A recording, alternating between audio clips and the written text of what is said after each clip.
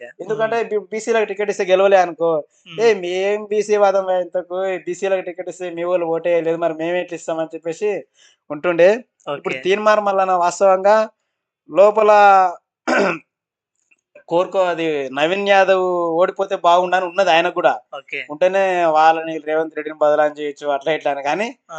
బయటికి మాత్రం ఇప్పుడైతే ఖుషిగా చెప్తాడు రేవంత్ రెడ్డి. ఎందుకు అది తీన్మార్ మల్లన్న అంటే, తీన్మార్ మల్లన్న ఆయన అనుకుంటున్నాడు బీసీలకు నేనే పెద్ద ల్ హక్కుదారుని అది ఇది అని గాని, లీడర్‌లాగా. ఆ!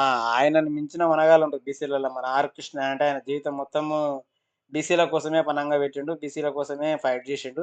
సరే ఇప్పుడు ఆయన వ్యక్తిగతంగా బీజేపీ పార్టీలో ఉండొచ్చు గానీ, ఓకే. బీసీలంటే గూడా ఎప్పటికి నమ్మదగిన మనిషి. ఇప్పుడు ఎవ్వడున్నా గాని శివ ఆడికి మాత్రం రోజు 100 మందైనొస్తారు. అవును. మాకు వాళ్ళు పని గావాలి సార్ హ్మ్. ఇట్లా అది గావాలి, ఇది గావాలి. చిన్న చిన్న పనులంతే ఏముంటది ఏం లేదు. ఇప్పుడు తీన్మార్ మల్లన్న దానికి కూడా పోయినామనుకో నిన్ను మేము చూసినాం శివ ఒకరోజు. ఒక ముసలాయనొచ్చిండు. ఇట్లా "అయ్యా నా బిడ్డ పెళ్ళికి పెళ్లి చేయంటే" "ఏయ్! మేమెందుకు చేస్తాంవయ్య మేమేమన్నా ఈడ సత్రం పెట్టినాం అనుకున్నావా?" అని బెదిరించిన వాళ్ళని.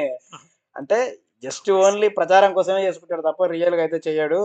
తీన్మార్ మల్లన్న గూడా ఇప్పుడు లోపల లోపల బాధపడ్డా గాని బయటకి ఖుషిగా కనిపిస్తున్నాడు. ఎందుకంటే నవీన్ గెలిచిండని చెప్పేసి. ఇంకోటి నవీన్ యాదవ్ గెలిచిండు కాబట్టి తీన్మార్ మల్లన్న పార్టీకి ఇంతో అంతో ఉంది. ఇంకోటి తీన్మార్ మల్లన్న పార్టీ ఇక్కడ పోటీ చేయలేదు తెలుసా? చేస్తే గాని ఓట్లు డిపాజిట్ కూడా రాదని తెలుసు. డిపాజిట్ రాలేదనుకో ఏమైతది?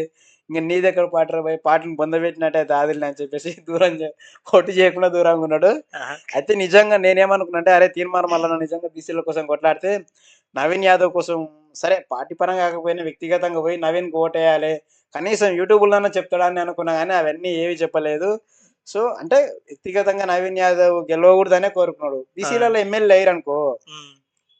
ఇప్పుడు నువ్వు ఒక్కనివే 40 మస్తు మంది ఉన్నారు. ఎవ్వడు హ్మ్. లేకపోతేనే ఈయనకి బీసీల తరపున నేనొక్కడినే ఉన్నా అని చెప్పుకోనికే అని చెప్పేసి కొంత తీన్మార్ మల్లన్న గూడా కుట్రలు చేసిండు. అవన్నీ గూడా సాధించి విజయం సాధించిండు. మొత్తం బస్తీలుంటాయి శివ జూబ్లీహిల్స్‌ల.